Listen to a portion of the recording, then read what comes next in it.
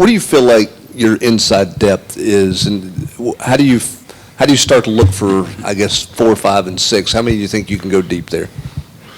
I still think, we're a work in progress trying to identify, who those guys are, who's truly 4, who's 5, and possibly 6. We feel really good about 1, 2, 3, and we felt 4 was really coming on, 4A, 4B. Now, we just got to keep moving the needle. It's just day 6. So, it's a process. It's a process. There's been some good stuff put on film, some good things to teach off of, areas that they see, things they need to do to improve, to try to move the needle in the right direction. So, I'm encouraged about the attitude and the mindset that they're bringing, but we've got to continue to push the envelope the right way. Rodney, when you look at Tyreek Weathersby, he was the one I know you had high hopes for before he got injured with the hip 2 years ago. Where do you kind of put him in as far as like his comeback, and then kind of where's he at mentally and physically right now? Weathersby, I think has had a really good camp thus far. I think he picked up where he left off in the spring. He's a kid that had a really good spring. He's a kid that has a tremendous skill set, and he's done a really good job of picking up the system. He has minimum bust. He plays hard. He has the right prototype body type that you're looking for. So, we're excited about him as far as where he's been these first 6 days, counting on him to continue to climb and move that needle in the right direction. And I can see that kid playing a significant role on this team this year. Coach, you talked about feeling good about your top 3. What has David Hobbs done to sort of, as he's played a little bit more of his first 2 seasons, what has he done to kind of get in that sort of spot where you feel good about him? Well, Hobbs he's a long, athletic kid that can bend and can really run and burst.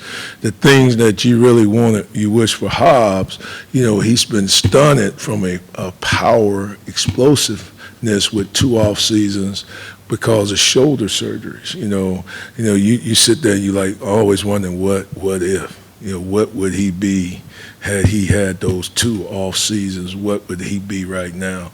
But he's a very talented guy. We need for him to take that next step. And so far in camp, he's done a really good job. Obviously he's a lot like some longer kids I've had, like Seymour and Stroud. He's a tall kid, so he has to really be conscientious, making sure that he's playing with great pad level, especially as an interior guy. So like I was telling him, we was watching film last night. If you think you're low, get lower.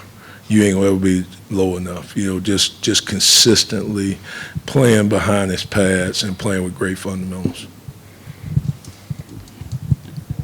Who's been the most competitive in the D-line room this fall camp? The whole room is competitive because they all want to play. That's how we built the culture of that room.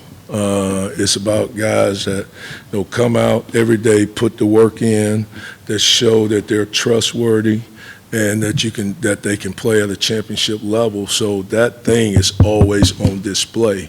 There's nobody that has birthrights, So every day they have to go out and earn it. And it's like I say, this game, it parallels to life. In life, you got to go earn it every day. There's nothing given to you. So, it is a competitive room. I think even for young guys, everybody come in, that's the culture that we want, that you have to put that work in. When you step between those lines, your reputation is on the line every day.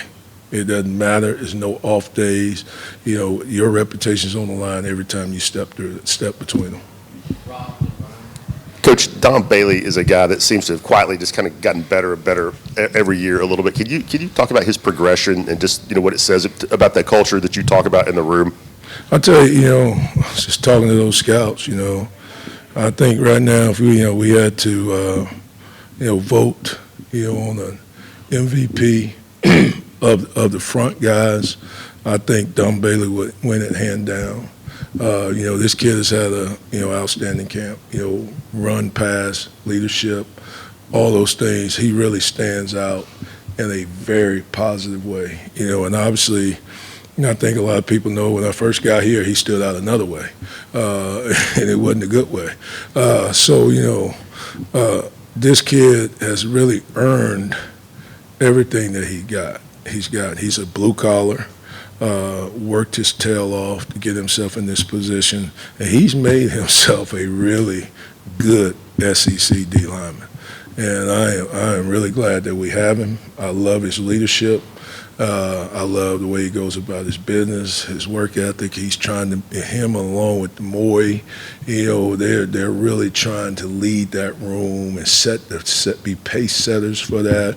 And even Eason has gotten better, and they're trying to get him to even up his to their level. But, I'm excited about Dom.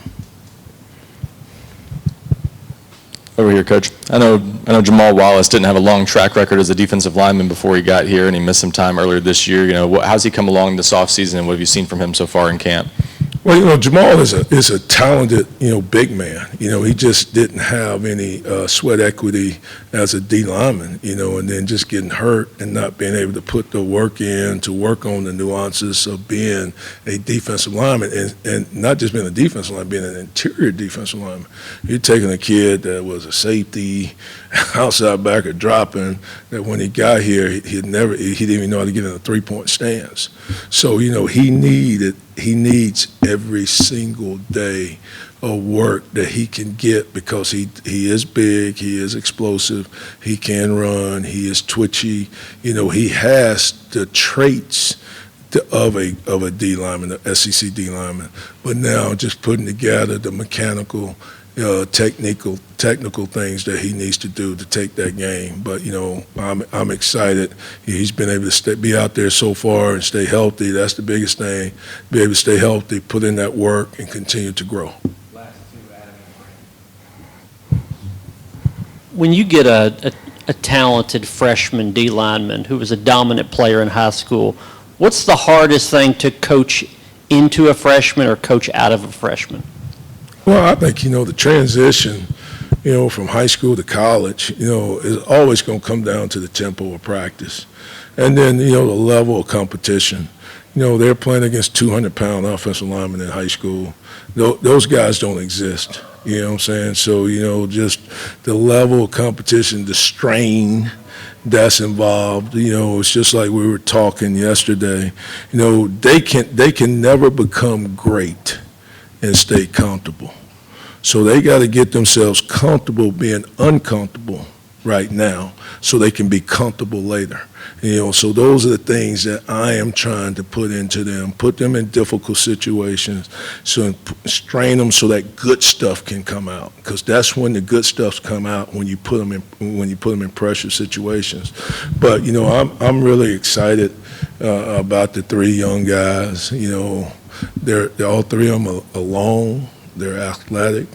I think they have a really good skill set. And I can see those guys, having a role and being able to contribute in a positive way. Since you've been here, is this as deep and as diverse as you've been at the strong side defensive end position? When you're talking about Dom, you're talking about Tyree's game, Tyreek Weathersby's game, West's game. Is this as competitive and as diverse as you've been there? Yeah, I think it's and competition is good. It's the best thing you can have. It really is. It doesn't allow for a guy to get comfortable. A guy can't rest on his laurels. It's just like even just out there, we just got through running. One of them don't want to run. Hey, it's all right. I'm gonna play next guy. I don't really care. That's just the way it is. We're gonna do it one way, and that's the right way. All right, you got. It's because everybody's hurting. My toe hurt, my hip hurt, everybody got something hurt. You got to figure out a way to fight through it. and that's the thing that, you're trying to build, in that room. And I just think, the guys know that that's what we're built on. That's the consistency of it, But, that has allowed us to build depth, and to be able to play multiple guys. And so we're still, we're working on that to identify who are our top 10 guys, you know what I'm saying? Who's 11, who's 12, all that, just guys that we can count on to be able to go out there and play with a championship level. All right, thank you guys. Have a good evening.